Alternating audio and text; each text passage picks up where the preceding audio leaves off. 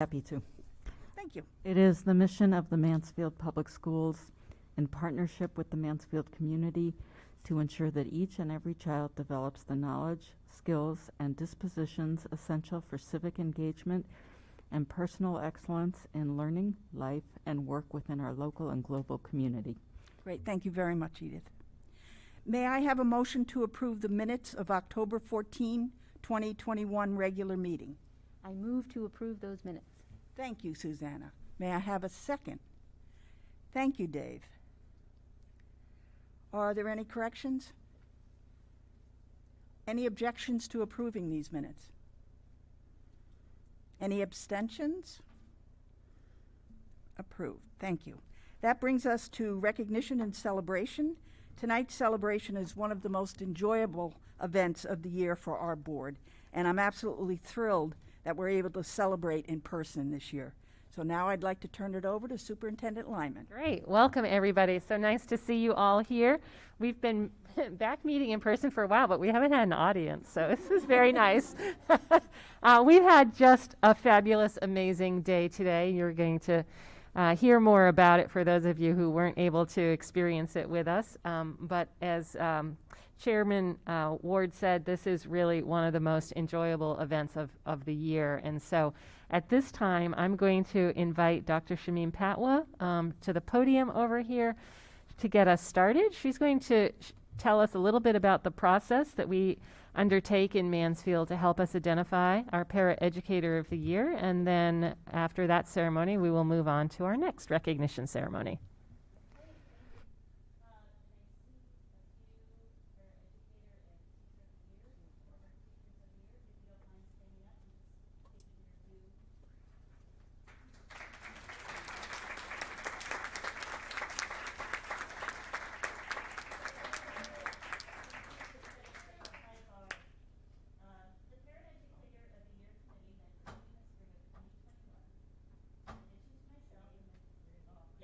Like trying to project. Well, no, they're not going to pick it up on the. Okay. Am I invading your personal space? My chair? No, that's okay. We're one big happy family here. Yes, we are. The Para-Educator of the Year Committee met early in the spring of 2021. In addition to myself, the members included Corinne Bergeron, Ludamia Clark, Linda Knight, Tammy Modal, Diana Pelletier, and Nikki Pelto. The committee received 36 individual nominations submitted by colleagues, students, and families. Together, the committee ranked and reviewed nominee responses to a comprehensive set of questions. And I can say that the committee was so impressed by Sarah's commitment to this central theme of all students are capable of learning. We just have to give them the right tools. So with that, I welcome Board Chair Kathy Ward to honor our 2022 Para-Educator of the Year. Thank you, Shamim. Thank you, Dave. Good evening, everyone. Sarah Desso has been a first grade para-educator at Southeast Elementary School for just a little over a year, but her positive impact was felt almost immediately. She has enriched our Mansfield school community with her dedication and commitment to educating the whole child. She brings a wealth of experience from a variety of educational settings, and it is that experience and her understanding how critically important building relationships is for student success that has made Sarah the extraordinary para-educator that she is. She cares deeply about her students and supports her colleagues in any way that she can. We all recognize how difficult teaching and learning was for our students and staff during the COVID year. Sarah stepped up to the plate, and true to form, she did everything she could whenever and wherever for staff and families at Southeast. Our students need to know that those who work with them value them and share their aspirations. Para-educators provide much of the nurturing and some of the most important one-on-one interactions with our kids, especially those who need and benefit from that extra helping hand that enables them to develop, grow, and achieve. It's truly a special role that Sarah has in helping with the social, emotional development and education of our children. Sarah has earned a reputation for having a strong passion for working with kids and a commitment to excellence. She's known for her patience, persistence, and kindness, and for her work in helping kids develop into the strongest, most independent people they can be. It's certainly a testament to Sarah's commitment to excellence that she has been chosen by her peers as an outstanding educator. Sarah, on behalf of the Mansfield community, the board, all the kids you help now, have over the years, and will in the future, it is our honor and privilege to recognize you as the Mansfield Para-Educator of the Year. Thank you and congratulations.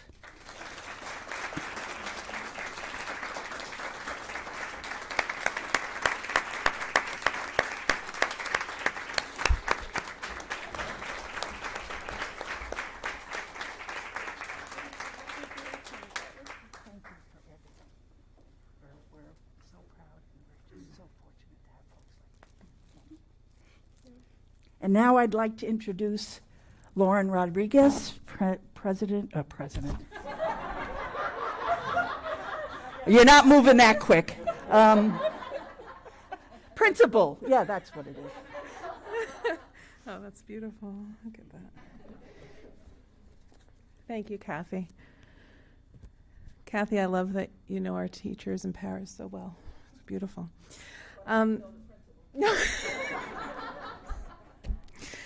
I appreciate the opportunity to speak tonight on behalf of Mrs. Desso, our para-educator at Southeast. And tonight I want to welcome Sarah and her husband, Sergeant Adam Desso, and her son, Callan. Thanks for coming tonight. Late last spring, our first grade teachers, Ashley Rancourt and Cheryl Hathaway, nominated Sarah, saying, "Sarah is an exceptional para-educator. She goes above and beyond in every way and has an incredible impact on the classrooms, teachers, and students that she works with." The letter goes on to say, having Sarah in the classroom is like having a second teacher working with you. She builds relationships with all of our students. This is evidenced by the love and respect that our students have for her. Sarah has not been with us long, but in the time she has, she's had a tremendous impact on our students. At the start of her day, she's one of our friendly greeters, and if you've never seen it before, it's quite a sight. She stands greeting parents and students as they come in with a warm smile and a huge grin on her face and the hellos that the parents just sort of, it seems to be almost like a parade line as they come in and, waving and, it's great that students start with that sort of openness and welcome to come back into Southeast.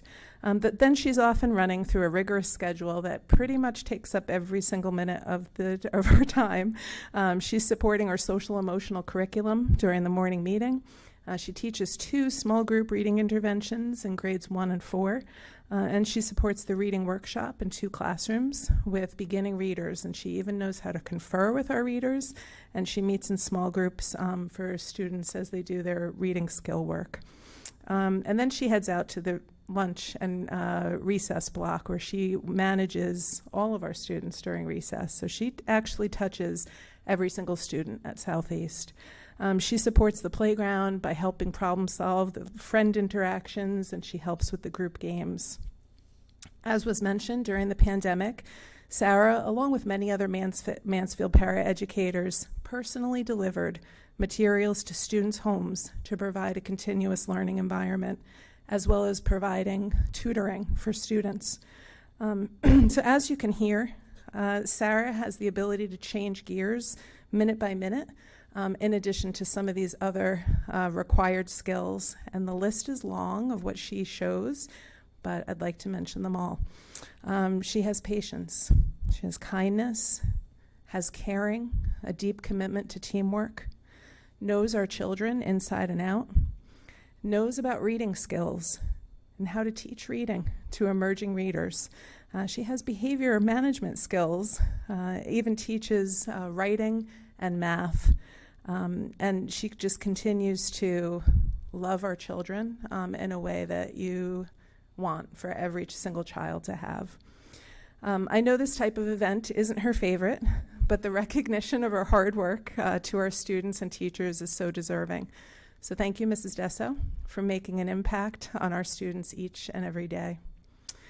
Next, we would love to share with you some special thoughts that have been put together but from our teachers and our students at Southeast. So I invite you to sit back and enjoy a special presentation.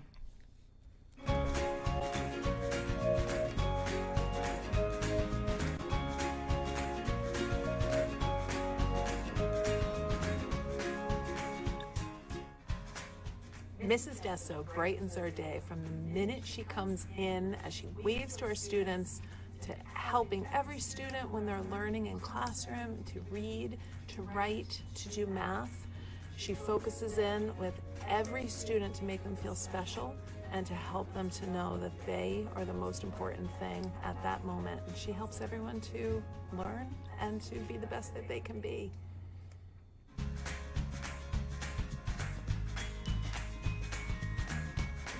Miss Desso is passionate. Desso brightens my day when she helps me with reading.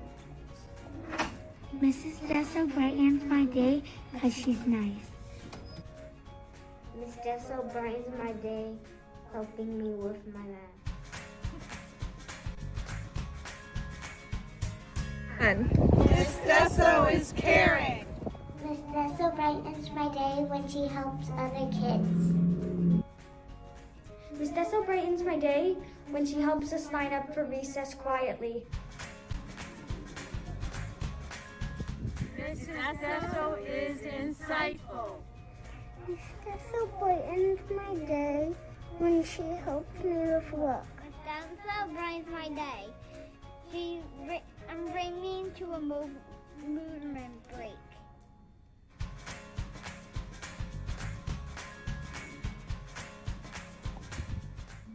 Desso is adaptable and optimistic.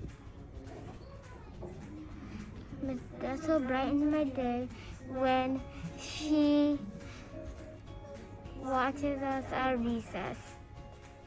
Mrs. Desso, you brighten my day because you help us with our work. Miss Desso is thoughtful. Mrs. Desso brightens my day when she's kind. Miss Desso brightens my day because she helps us work in the morning.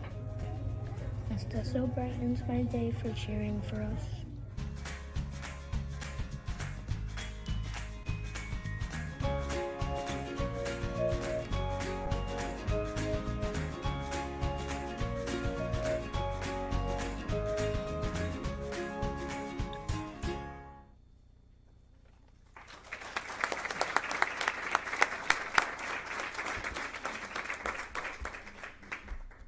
And now I invite Mrs. Desso up to the podium.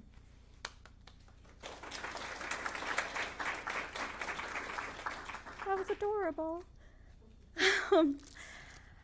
I'm going to put this down.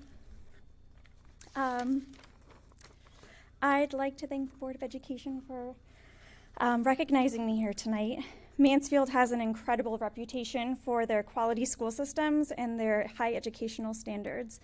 And I'm very proud to be a part of the staff that works in the trenches to make that happen.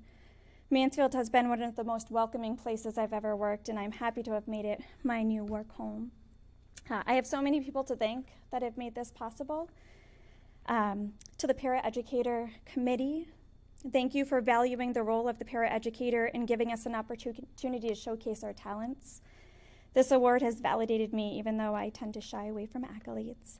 I'm honored to represent our role here in the school system. To my Southeast family, you inspire me every day. Thank you for supporting me from the first day I started at Southeast. I have always had support, respect, and love from everyone, and we are always doing so much for our students. We give tirelessly, and I'm proud to be a part of that spirit. Lauren, where'd you go? Lauren, you have been a powerful leader.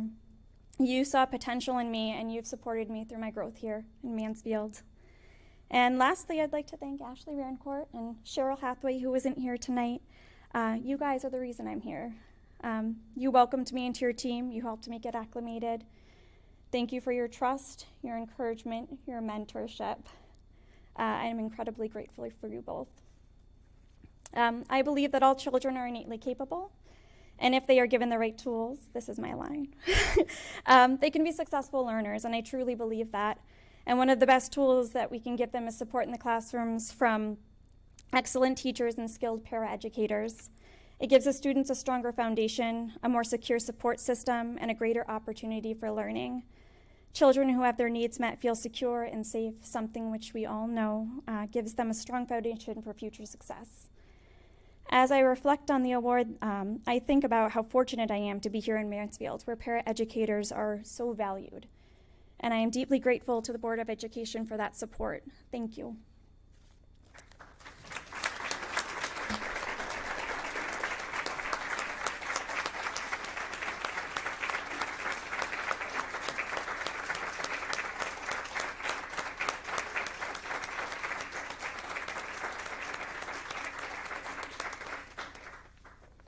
Thank you so much, Sarah. So we have more to celebrate. As with the Paraeducator of the Year Committee, the Teacher of the Year Committee convened towards the end of the last school year. Additional members of the Teacher of the Year Committee included Sue Irvine, Rochelle Marcus, Erica Labella, Brenda Moulton, Catherine Paulus, Ashley Raincourt, and Riley Zwadniak. A total of 45 nominations were received. The committee ranked responses to a series of questions that asked candidates to reflect on multiple aspects of their teaching and philosophy of education. I think our committee clearly picked the perfect representative of excellence in teaching. I now welcome Board Chair Kathy Ward to recognize Kim King, our 2022 Teacher of the Year.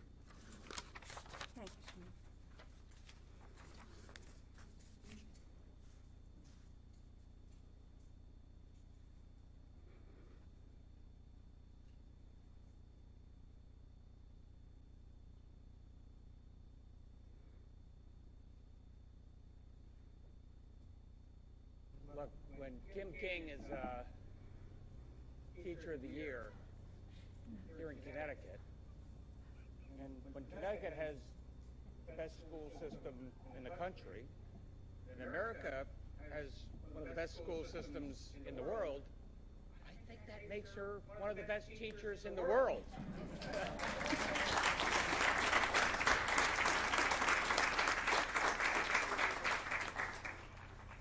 And you kids are so lucky to have all your teachers.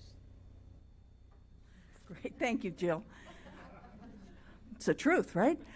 Not only is it my privilege tonight to recognize Kim King as Mansfield Teacher of the Year, but as you just heard from Governor Lamont, Kim has also been recognized as Connecticut State Teacher of the Year. And following his logic, she must be one of the finest teachers in our country, if not in the world. And I think we all can agree on that. And to think Kim's Teacher of the Year journey began right here in little old Mansfield. It's a testament to her gifts as an outstanding educator that she was nominated by her peers to be recognized as one of the best in a district that has many, many, many excellent teachers. Her belief that all children have the right to feel empowered and included in their learning aligns completely with Mansfield's mission to provide student-centered instructional practices that are responsive to student learning, styles, promotes resilience, and allow for personalization and individual growth. Her recognition of how crucial and powerful social emotional learning is evident in all of her work. The importance of an outstanding teacher cannot be overstated. Teachers are entrusted with what may be the most important thing a society has, our children, and the potential that each child represents.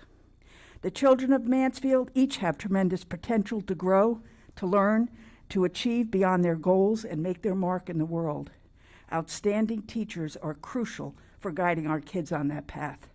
Kim has now been recognized as one of those outstanding teachers, and with her recognition as State Teacher of the Year today, she now will have the opportunity to share her gifts and her passion with other educators throughout Connecticut and probably beyond. Soon, students across our state will benefit, just as our Mansfield kids do, from Kim's commitment to continually grow as an educator and put the themes of equity, empathy, respect at the heart of her teaching philosophy.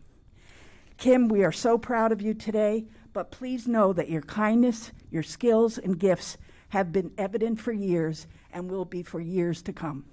On behalf of the Mansfield community, our district, the Board of Education, thank you, Kim, for all you do. Congratulations on being named Mansfield and the state of Connecticut's 2022 Teacher of the Year, and we know you're going to make Connecticut more colorful. Congratulations.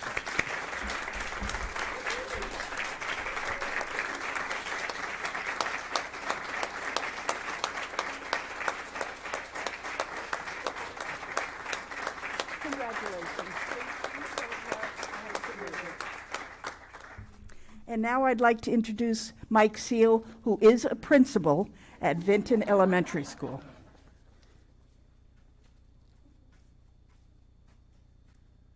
Good evening. I was talked this morning about Kim, and I'm not tiring of it.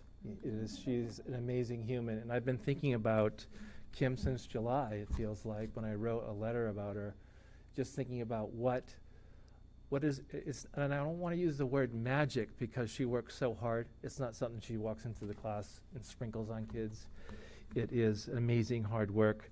And I was talking to Drew, Kim's husband, about the time when we hired Kim 5 years ago, a little over 5 years ago.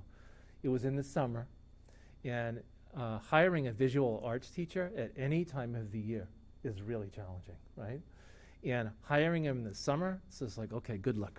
We're gonna need some fortune here. And in comes Kim King. And within like a few minutes, I know I'm supposed to wait a certain amount of time and gather evidence about, hey, what's the quality of this person? But it was like 4 or 5 minutes in, and I realized like this is genius in front of me. And the thing I wondered, and then I was just like, I waited another few minutes and then just said, hey, when can you start? What's your availability? The thing I wondered about was, okay, she's clearly intelligent human being with this rich background in art. Can she teach? So some artists can teach, in some, but not all of them, right? And some teachers are really good teachers, but they're not artists. They don't have their own craft, right, that they build upon. And Kim has both, and that is really unique in my experience. So you've got those bunch of skills. And then just thinking about it more, and I said this morning, I'm going to repeat a little bit of it again because I think it sums up, to my best ability, Kim's great gifts. The irony of Kim King is that she's a visual arts teacher, and visual arts teachers are known for the things, the artworks that their kids create. The real beauty, or one of them in a long list, is what she creates internally with kids is really the beautiful thing. And it was an epiphany. I was sitting on my balcony in July going, I think that's it, that's the thing. So I'm just going to repeat a little bit of what I said this morning, okay? I recently described Mrs. King to an interviewer as Mansfield's ambassador of beautiful work. Her students sculpt, paint, draw, cut, shape, and create a wide assortment of beautiful work that has been exhibited at Vinton and Southeast schools and throughout the town of Mansfield. Mrs. King designs student work that matters to children. They care about it, so they work hard to make improvements over time. The artwork each student creates is the very best that they can do, that every single student can do. And for that reason, we call it beautiful work. And another piece I was thinking about was like, nobody's really seen her classroom until, I think there's going to be some shots on the video, but how do you kind of bring that to life for people? When you visit Mrs. King's art studio, the lights are soft, music is often playing, students are sitting or standing doing their artwork, totally engaged. Some might be moving around the room to gather materials or checking in with another artist to see what they are doing. There really is no front of the room, and sometimes you really can't find Kim. And people have been in her room, experienced the same thing, like, where is she? She should be a little taller than these guys in here. Mrs. King can be seen conferring with artists in every corner. She listens with great intent, restates what students say, values their efforts, asks questions, maybe demonstrates a technique, and sometimes offers a suggestion for the artist to think about that is just right for them. When thinking about Mrs. King's classroom, I realized that the foundation of her work is her ability to foster creative confidence in her students. Mrs. King creates a comfortable place for young artists to take risks and feel empowered to look within themselves, explore ideas, and try new techniques in media. Mrs. King's students feel seen by her, they feel valued by her, and they feel a sense of belonging in her art studio. Her students have a voice and see themselves in their families and the work that they do. Congratulations, Kim. And I meant it this morning when I said they should add to your plaque that you are the Connecticut ambassador of beautiful work. Thanks so much.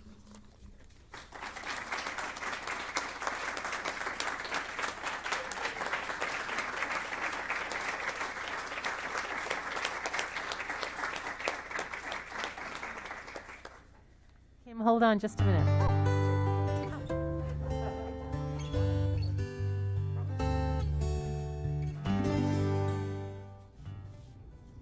Mrs. King inspires us when we walk into her classroom and we see her sign that says "You Matter," which means that everyone matters at Southeast and Vinton schools.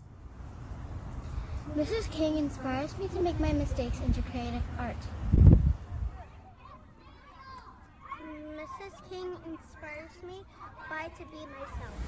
Mrs. King inspires me to use all the colors. Mrs. King, you inspire me to draw a picture of drums and other things.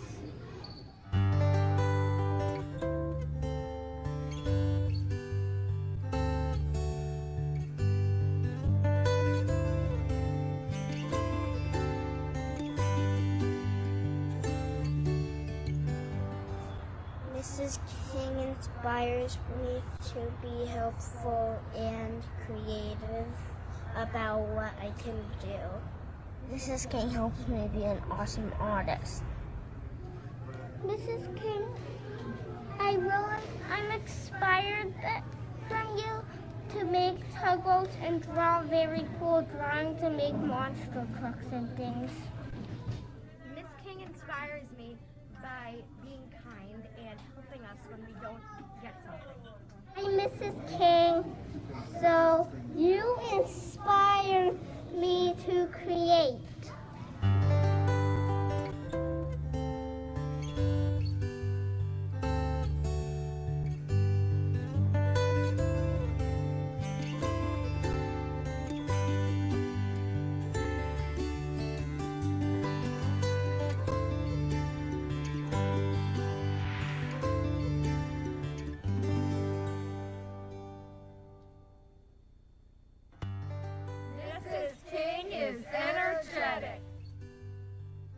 Kim King makes our school better by Coloring our world with creativity kindness and enthusiasm.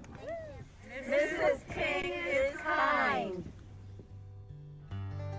Kim King makes our school better by helping kids see themselves like the autumn leaves. She helps them see that they are beautiful, unique, exciting, and that they have the power to make the world a more colorful place. Mrs. King is open. Kim King makes our school better by encouraging every student to be creative. Students love art and see themselves as artists. Vinton is lucky to have Kim. Mrs. King is willing. Kim King makes our school better by being a terrific colleague, being exceptionally creative, always being positive, making our team special. From the specialists. Mrs. King is creative.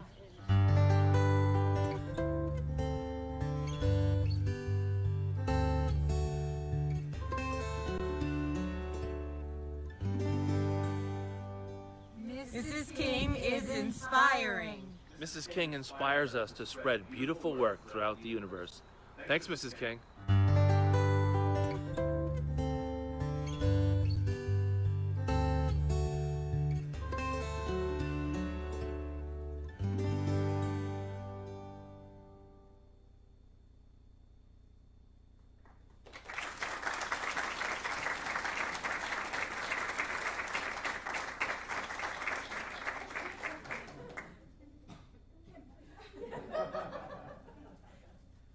I've had the timing wrong all day.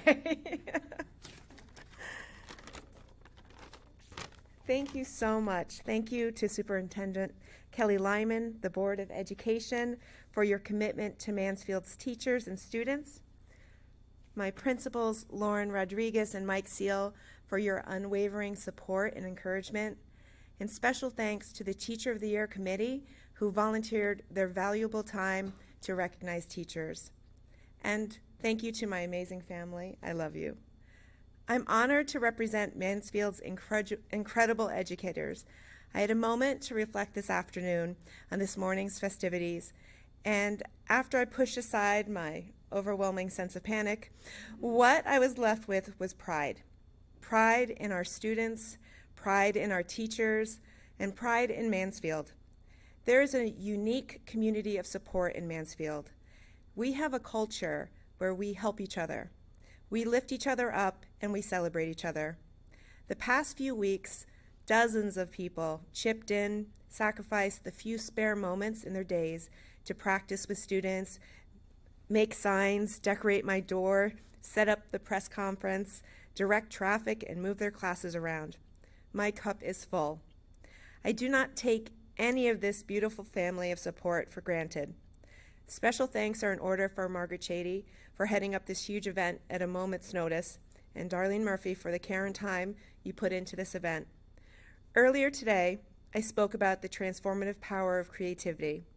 I want to thank the Board of Education and all of our school leaders for recognizing and supporting arts education and all the related arts in Mansfield. Thank you for prioritizing creativity, knowing that it engages, challenges, and empowers our students' ability to think critically and solve problems. The related arts are essential. They are essential to bring the district's 5 C's to life. They are essential for creating 21st century learners. Although we may be specials, I think we should be called essentials. Thank you.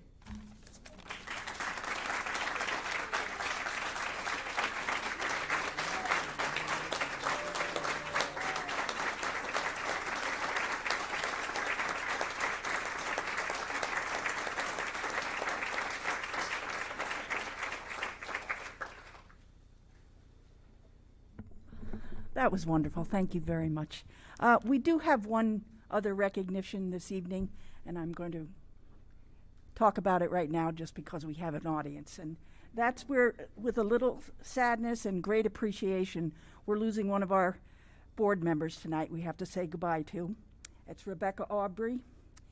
Communities like Mansfield really can't function without volunteers, people that volunteer their time. They sacrifice time away from their family, all for the greater good. Rebecca has done that for us, and we just want to say thank you very, very much what you've done for our district, for our kids, for our board. It's greatly appreciated, and you will be sorely missed. Thank you.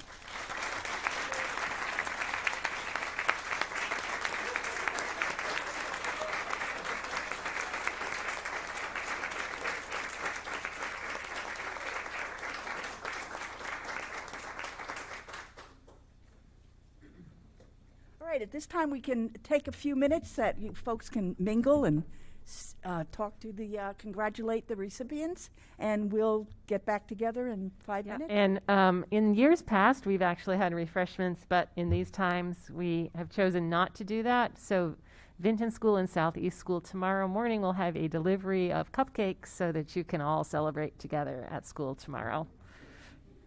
So please, feel free to get up and talk to the recipients, and we'll just take a break for a few minutes. That was amazing. Everything was...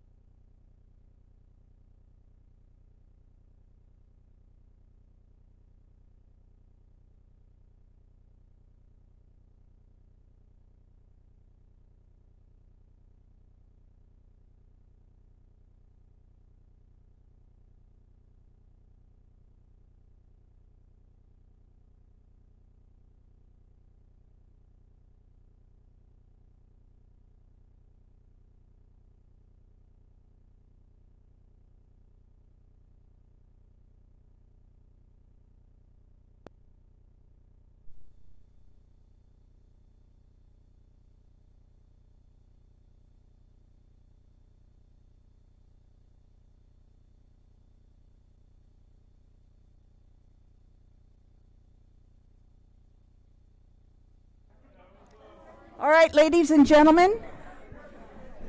Ladies and gentlemen. Folks, we're going to resume our meeting.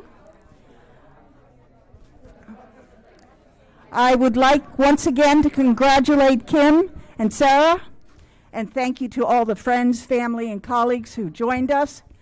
And you're more than welcome to stay, but we understand completely if you'd like to go home.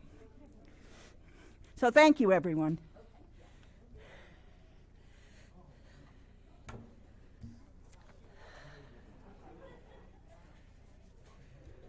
All right. Jill, do we have any communications? We do.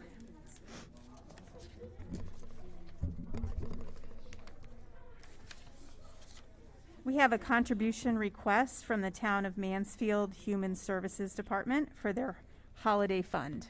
Great, thank you. Kelly, did you read that? I wasn't sure if that was a request of the board or a request of individuals, or I was a little confused by it. Yeah, I think it was a request of the board.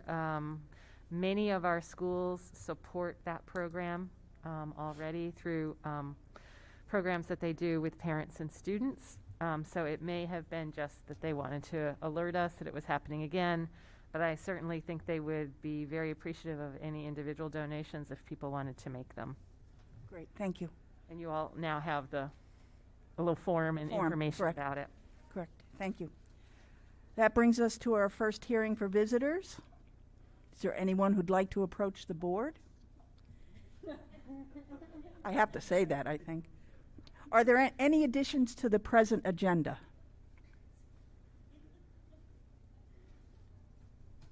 That brings us to information, presentations, and actions. The 2022 proposed BOE Board of Education calendar is in your packet and will be voted on at the next meeting. Does everyone have that? So you can take a look at that and we will talk about it at the next meeting. Next is the overview of a special education review and equity audit. Shamim and Peter. So I'll tee this up and remind you that because we're live streaming, you will have to use the mic. Thanks. Yeah. So I believe you've heard me mention both of these at other times this year, but I wanted you to know that we have 2 reviews underway in the district, one in special services and the other an overall district equity audit. Shamim is managing the special services review and Peter is leading up the equity audit. So I asked them both here this evening to give you sort of the high-level overview of the work that's going on currently.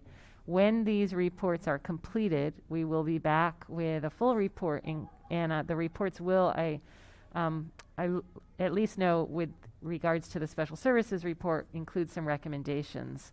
And with the equity audit, we intend to create our own equity advisory committee to act upon the findings of that equity audit. So tonight is just to give you an overview of what's being done, and then probably December, January, we'll be back with some findings. So I think Shamim is going to start. Thank you. Good evening. I'm excited to share information about the Student Support Services Review. This review was undertaken to assist us in providing quality programs and services for all students. As you know, the percentage of students under the special ed umbrella has increased over the past few years.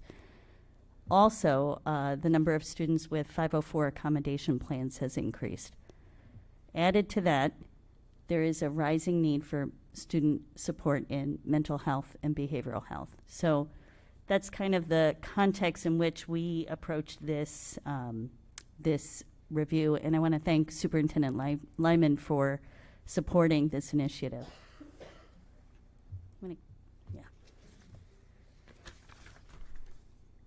So the correct review will focus on 3 key areas: special ed services, our multi-tiered system of supports, and student mental health and behavioral health. The results and recommendations from CREC's review will enable Mansfield to implement strategies immediately and longer term to address the highest priority needs of students and educators. CREC organizes the review around 4 domains: the organizational structures and processes, resources, student learning, and communication and collaboration. And from that, they'll make commendations and recommendations for the district.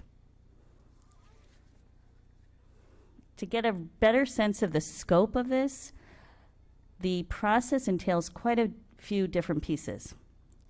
And the timeline is presented in that slide too. So what you'll see is they'll do IEP reviews, which they've done already. They'll conduct focus groups, which are going on right now between special ed, gen ed, staff, administrators, and parents. The CREC team will also be going to all 4 schools and conducting classroom observations to better learn about our students and their needs. And then this intersection of surveying the parents and staff in concert with the equity survey will be going on as well, and Peter can speak to that a little more. So all of this information will be synthesized and collected with a final draft expected by the end of December. And then really the hard work is implementing the recommendations, which will go on after that point. Go ahead. Well, good evening, everyone. And again, it is just an honor to be here and certainly to help move the equity work that has been so present in our schools and throughout our district. The equity audit really is framed on Inside Education Group's equity framework. And you saw this in the springtime when Lauren and I presented little information about what was coming. This is an important framework because it helps us think about the essence of a district in terms of what we do in various buckets of work. And when we think about equity, we want to think of it systemically throughout the district and in our buildings in these 5 domains. So we're looking at systems and structures, which would be like schedules, policies, budget. We're looking at the culture community in terms of morale, connectedness, climate in our building, social emotional learning. The third bucket or domain is the racial equity piece in our workforce that we know we've talked about and that we continue to seek to diversify our workforce. Our professional learning and professional growth, and that is critical, right? Because we've talked a lot about the Equity Institute and the leverage points, and so that is a big piece of our work. And then finally, the curriculum, instruction, and learning, probably the most important because it's related to our core business with our kids. We want to make sure that equity is a through line through all of those buckets. In the next slide, it's the same framework, but I like this one because it puts in the middle of this intersecting idea that it's really about the beliefs, practices, and policies of all of those things interacting that help students gain opportunity, access, and that delivers the outcome of equity. And that's ultimately what we want, right? We want to make sure that when we do the equity audit, we're gaining better understanding of what are our successes and what are those points of or opportunities of growth that we need to improve. So similar to Dr. Patwa's presentation of a timeline, the next slide will show you kind of an overview of what we're doing with the equity audit process. We took the summer, we're going to go from the top down instead of left to right. We took the summer to plan and organize, and right now in the fall, we did 3 pretty much big buckets of work. One was starting to collect the documents and process review. So we're looking at handbooks for families, looking at board policies, looking at budgets. The second bucket is the stakeholder feedback.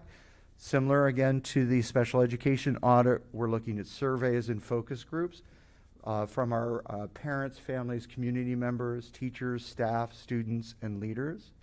And then that quantitative data, the measurements of things like enrollment, discipline data, and achievement.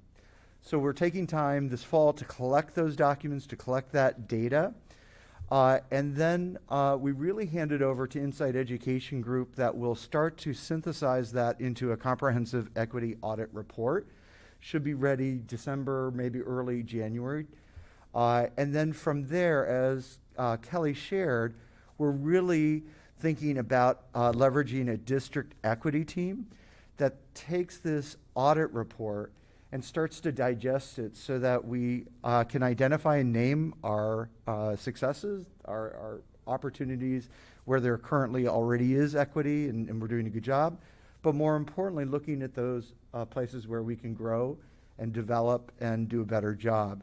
So that action planning then comes out of that report where it starts to take on more of a district level approach, and then into implementation where we take those action planning and put them into actionable steps. Yeah, so, right, I was going to say, so that's it. So questions?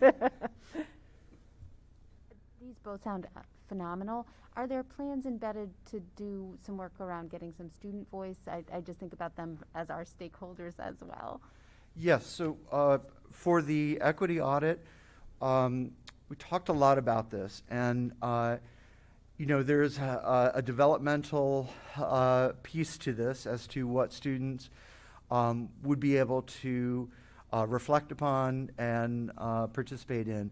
So we decided on grades 7 and 8 at the middle school, knowing that they've matriculated through our elementary middle school programs and that they would probably best be able to give us information. Student voice is important, and we recognize that, but we have to balance that obviously with what would be age appropriate. Also for the special ed audit, are we talking to students? It is something that we've discussed.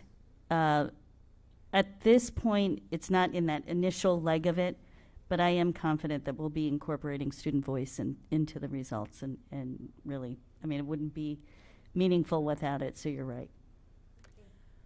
May I ask, I certainly understand the equity audit process from what you've shown, and I understand the correct, but how do the two intersect? What? Yeah. Well, what's what in the future? What is that going to look like? Is that too broad a question? Not at all. Okay. I meant to mention it, so I appreciate the question. Shamim and I both recognize that, number one, we wanted stakeholder feedback, which meant that we wanted to send a survey out, and we also wanted to conduct focus groups, which are small groups moderated by a person asking questions, taking notes, and interacting with kind of the group and the content of it. We wanted to work together because equity and special education services overlap. We also wanted to be mindful not to fatigue our audience. You know how it is. We send surveys out and we hope for the best, and we always project out that we would like everyone to give us input, but the reality is many families and staff members are busy. They don't always return them. And so we wanted to articulate out a process where we would combine survey questions for certain groups so that we would just send one survey for stakeholders to fill out, and that one survey would serve both purposes for the special ed review and the equity audit. I think the overall totality of it, though, when we look at the action plans, we know that equity, an equity move is responding to the needs of students. And so I think we'll see more overlap and more discussion when we create the district level action teams and we start action planning around them. Yeah, and just as piggybacking on what Peter just said, the CREC team's framework is one of equity as well. Mm-hmm. And the CREC team and Insight, Peter, me, Kate, we've all been meeting together. So there's a lot of coordination here, and I think the end result is really creating systems that support all students and access. So combining the results of the two events and coming up with action plans that. Because much of the data that the equity audit is looking at is also special ed, student support data as well, our demographics, you know, all of that stuff goes into both of these kinds of understandings of where we're at and where we need to be. I think there'll be some technical work, though, that lands clearly in special education And then some work will that clearly fall into more of an equity access opportunity kind of bucket that transcends more of a broader audience.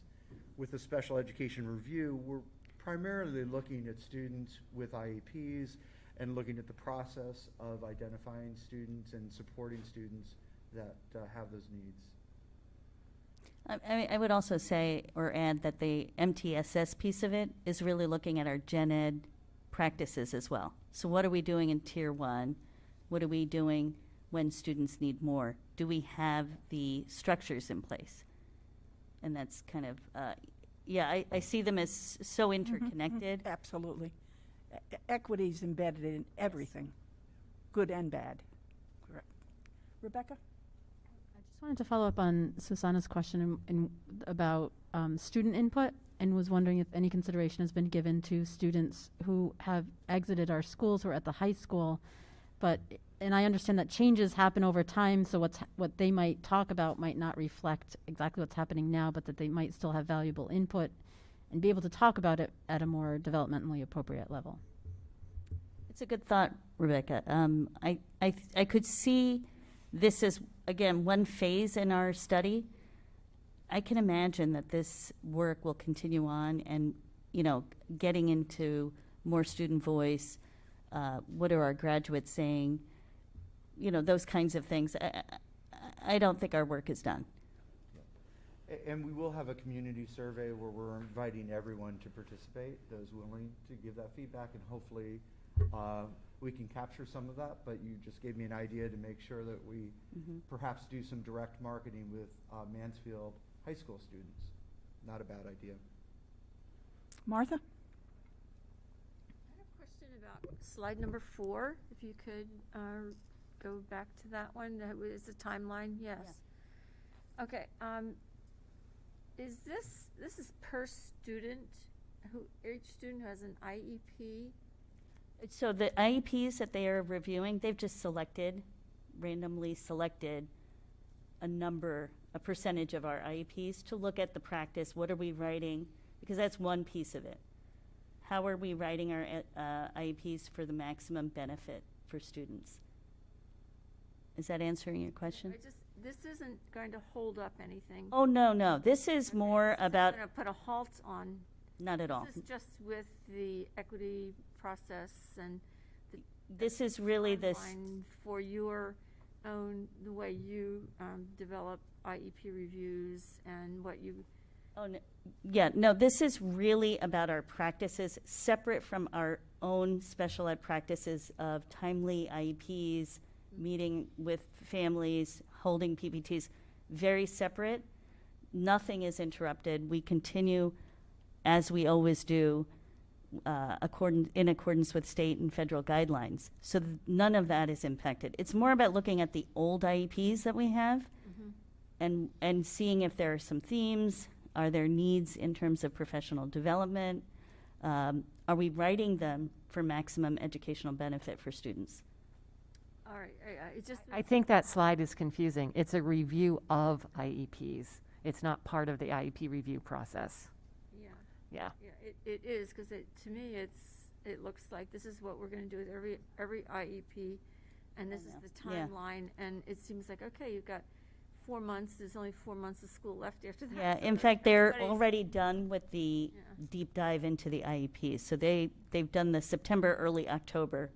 They've moved on to focus groups at this point. But no student is being... No students are involved, no. And it's no work with students is being jeopardized. Not at all, or no. compromised. There's no interruption of services for any student during this time. Okay, and all of that moves forward. Oh, absolutely. It's more about coming in and seeing real time, what are we doing?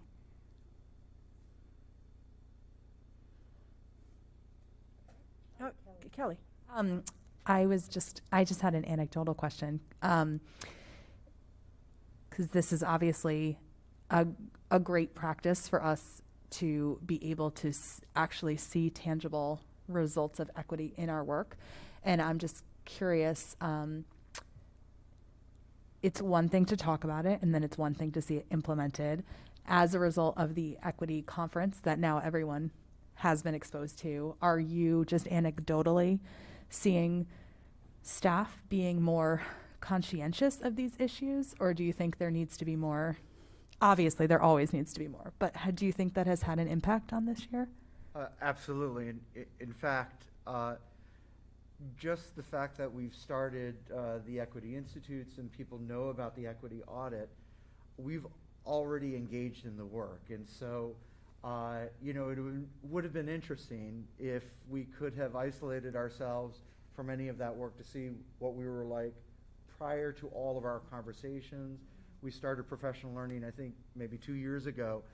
And so, yeah, a lot has happened. And because of the Equity Institute, there's an action component to it. I am just amazed at how far we have come. Certainly not enough, and we're not out of the woods, in terms of really embracing the deep work. But I just look at communications to families. I look at practices in our classrooms. I hear conversations with staff members and family members. And there's definitely a theme and an energy out there that supports the work that makes it feel like we're in a different place. That's great to hear. Thank you. Can I just add, this is such a distilled data in some ways, but I do teach a class that has all the student teachers in Mansfield that are the elementary teachers, and they have to write reflections every week. And I have been so impressed. A couple of them have identified the fact that they're in Mansfield and that some of the equitable practices in the curriculum that they bring in. I was like, oh my gosh, this is so exciting. This is Mansfield. So I'm reading I'm responding to their reflections.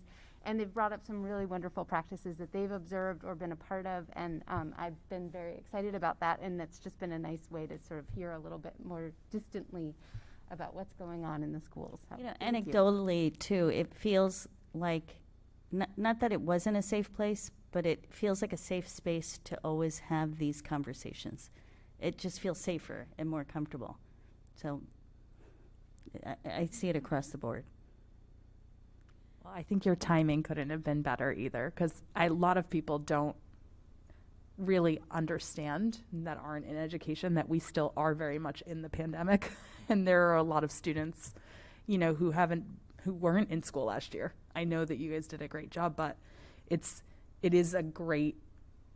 uplifting to hear that you're seeing tangible action, even if it's, in just some capacity, because it's so needed right now.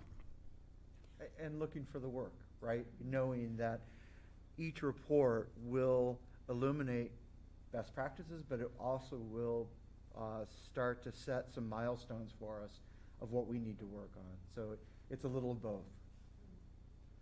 Could you just tell me again, once these reviews and audits are done, the hope is to tell them I'm not here.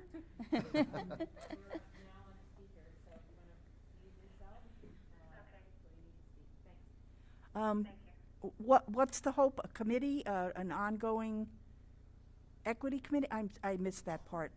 Yes, so Kelly really has shared with the administrative team, and I've heard her talk here at the board level, of thinking about an actionable district level task force, if you will, or a standing equity team, because equity is in everything that we do. And certainly the board has really kind of elevated this by naming it as a core belief.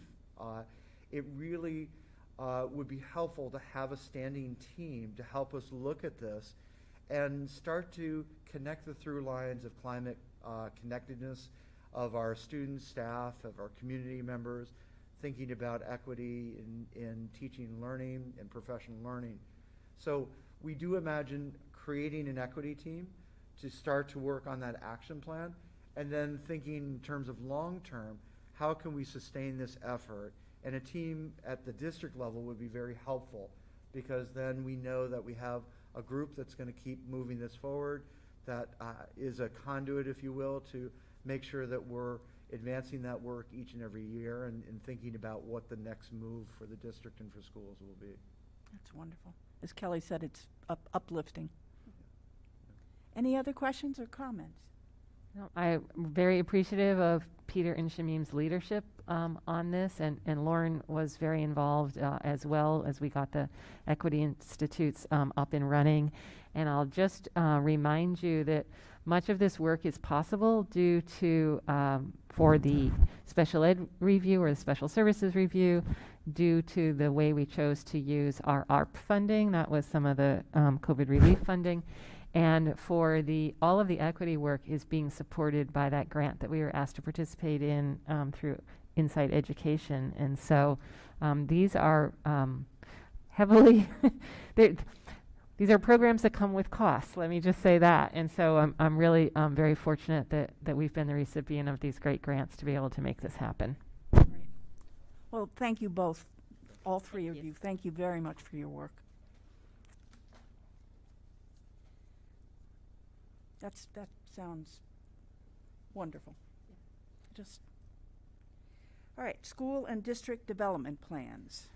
So I don't have a lot to share with you this evening because our workshop in September was an opportunity for you to go through the new development plan in detail and to work with our administrators to learn about their plans. So I thought instead I would just orient you to the notebook. These materials were all part of your packet. But we've got them nicely printed and organized for you. As you know, we're going to come back to these materials frequently throughout the year. So the first half of your notebook are the final reports from the 2020-2021 school year. And again, you have heard me speak quite a bit about our outcomes from the 2021 school year through June of last year. But in one place now you can find first the Mansfield development plan and then each subsequent tab for each of the schools as well as the special services office, a report of the actions taken last year and the results of those actions. You get about halfway through the book, you're going to see a tab that says Development Plan 21-22. So it's a bottom tab, Development Plan 21-22, and there you will see our new development plan that was shared with you again at our September workshop. And then in written form now, each of the development plans that were also discussed with you that evening by our administrators. So again, we're going to come back to these plans regularly throughout the year. If you'll remember, rather than do a single outcomes report at the end of each year, we're going to report out on each of the 3 key strategies over the course of the year. So the page that looks like this in your notebook defines those key drivers or strategies that I just mentioned. And the first report will focus on ensure deep learning, and that report will actually be made to you at the next board meeting on November 18th. And at that time, I'll have an opportunity to share with you actions taken certainly this year, but the intention of these reports is to describe to you actions taken over the last 12 months. And so even though this focus area sounds like it's new, it's actually work we've been engaged in for quite a while. So some of what you'll hear me talk about in November also has to do with what occurred in the previous school year up through last winter. And then later in the year, there will be 2 more reports, one on knowing students and one on supporting the whole child. For the purposes of evaluation, both for the superintendent's evaluation and for the administrator evaluation, there will be some sort of written outcomes report, but it will not be a formal report in the way that we've done before. Instead, your formal reports will be those reports of progress that happen 3 times a year. Any questions on that? It's a little bit new process. We may have to tweak it as we go, but we'll give it a try and see how it feels. It's just so well organized and readable and Thank logical. You. It's Thanks. There was a lot of work done on this. Kelly, can I ask a question?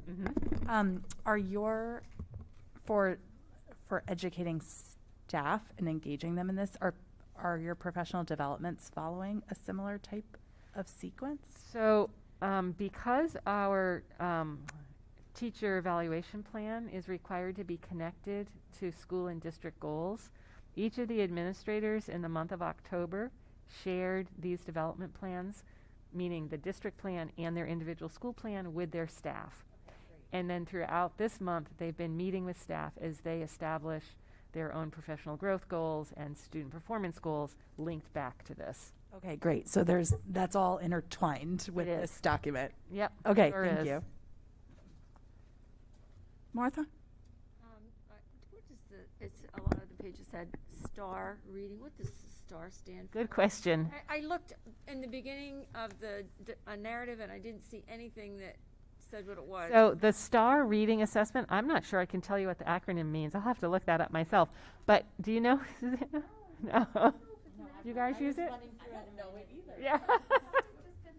Right. But it is a standardized norm referenced assessment tool that we use in district, and we've used it for many years. It helps us monitor student progress. It's given to students 3 times a year. It correlates fairly well with Smarter Balance, not always exactly, but it is one of the progress monitoring tools that we've used here for a long time. Who produces it? Yes, that I would have gotten to that, but that would have taken me a while. Renaissance Learning.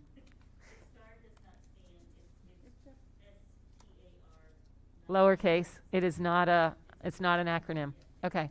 So Renaissance Learning is a company that's been around for quite a while, and I used STAR assessment even before I came to Mansfield, so it's been around for a while. That's a while. It's a long time, I know. All right, any other questions or comments? It's a good question. There's one other thing I wanted to mention in the front of your book. Hot off the press, and we shared this with you in electronic format a few weeks ago, and it is available on our website it's a cool little booklet format on our website. Isn't that nice? It makes a little noise when you turn the pages. Yeah. Yeah.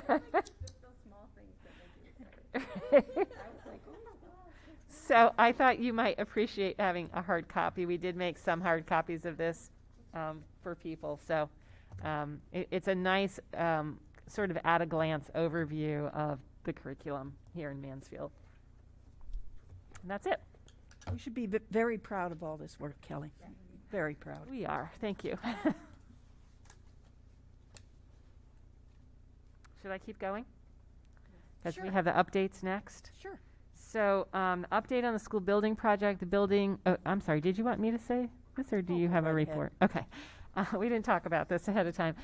School building committee met again today. I wish I had a photo to show you, but they weren't forwarded to us today. The drone pictures today were pretty outstanding.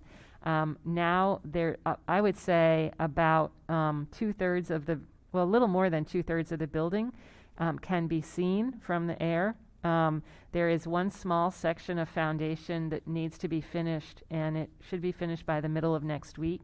So at that point, you'll be able to see the outline of the entire building. Meanwhile, they're erecting steel and metal decking between floors, and so some parts of the building from above, you can actually see the wall shape. And the walls aren't there yet, but the steel is there, and some of the flooring is in.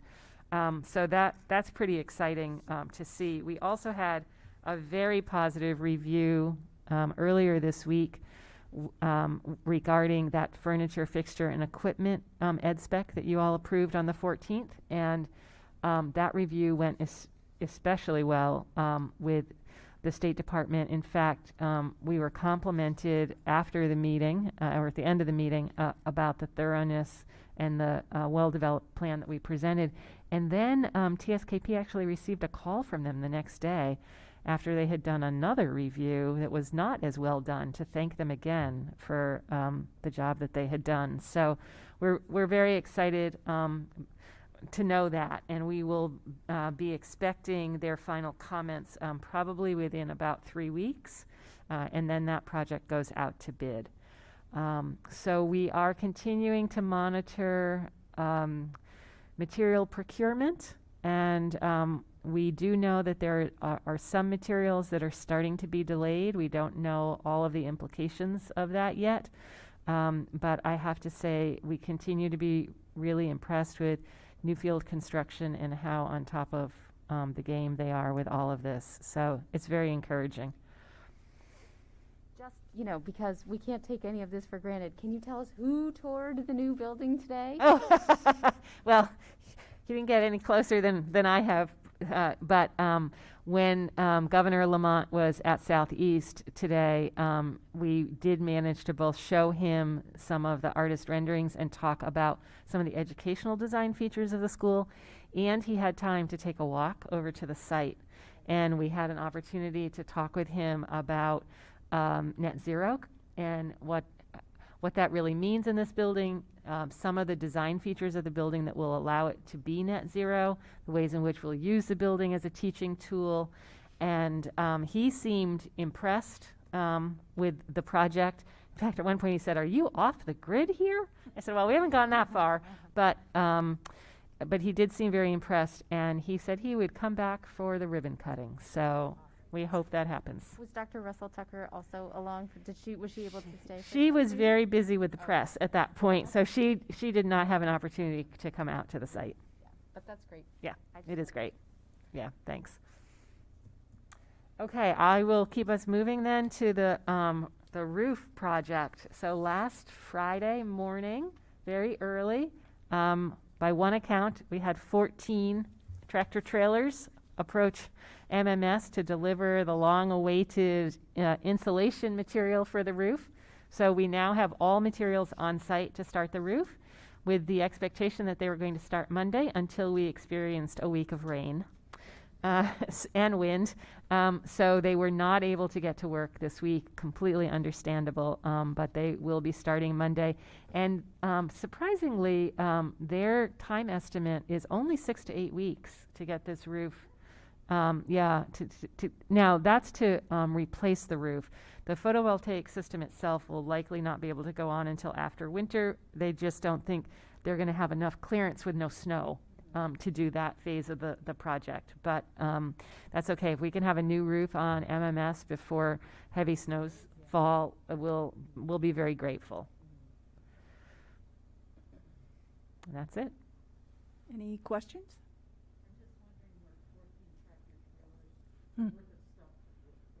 Oh yeah, you should take a drive by MMS. All of it is on the lower bus lot. You know where the buses come in? Yep, that whole lower area is filled with materials. It's like where the tennis courts used to be. No, even lower. It's even lower. Yeah, It yeah. looks like that's where it is. Yeah. There's a lot of Yeah, there's a material lot of there. stuff. Yeah. Is there going to have to be some renegotiating the contract if it goes longer with the solar panels? No, there was a slight adjustment. I think David mentioned this at the last board meeting. There was a slight adjustment to the contract because of a significant increase in the cost of this final material. But man hours there's no change in cost for that. Okay, but the contract goes until everything's done. Exactly. Okay. Yep. Great. Yep. Thank you. And the roof building committee is meeting again tomorrow morning. But the project is up and running. Great. Thank you. I don't believe we have any new business. I don't think we have any visitors that wish to approach the board. That brings us to the consent agenda. May I have a motion to approve the consent agenda? Thank you, Dave. Second. Thank you, Rebecca.